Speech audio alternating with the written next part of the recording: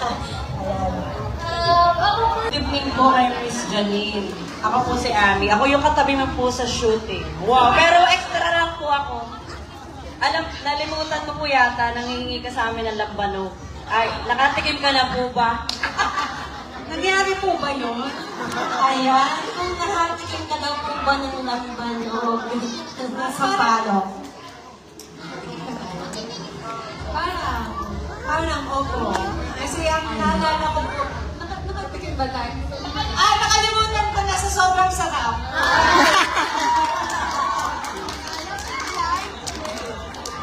Ayan, nakalimutan na daw sa sobrang sarap. Ayaw, may tanong pa dun sa kabila.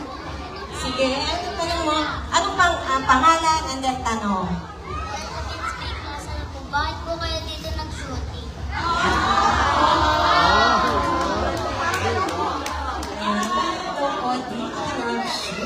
Yung una sa lahat, gusto kong i-acknowledge na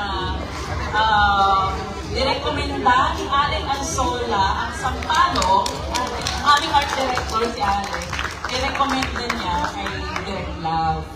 Ngayon si Direk Love, nung nakita niya to, sa kanya, hindi siya uubusan ng ideas sa dami niyang ino-offer ng Sampalo. So, at gusto rin niya yung mga tao, kasi ang babae, lakad lang siya dito, lakad lang siya dito, mababait lahat. Hanggang ngayon nga yung mga transient namin, yung mga pinasyalingan, parang pag kami nakakalimutan, bigay pa rin ng bigay. Ganun yung sampalukin eh, parang hindi natatapos sa pagbibigay. Kahit saging, na-appreciate namin yun.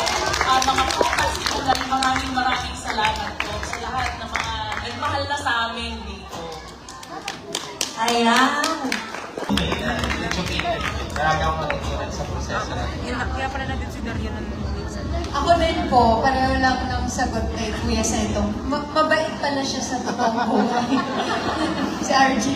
Pero yun din yung sagot ko na tiwala lang yung preparasyon at saka tiwala syempre sa mga ka-eksena mo, sa crew, yung love team, talagang nagiging maganda ang environment na makaramdam ng kung ano man ang hinihingi sa eksena dahil buwang tiwala namin sa isa't isa. At laking pasasalamat din namin sa lahat ng mga nakasama namin sa mga pelikula kasi bukod na humingi kami ng lambanog sa inyo, maganda po talagang na ibigay nyo sa mga pelikulang ginawa namin dito. Kaya maraming salamat po.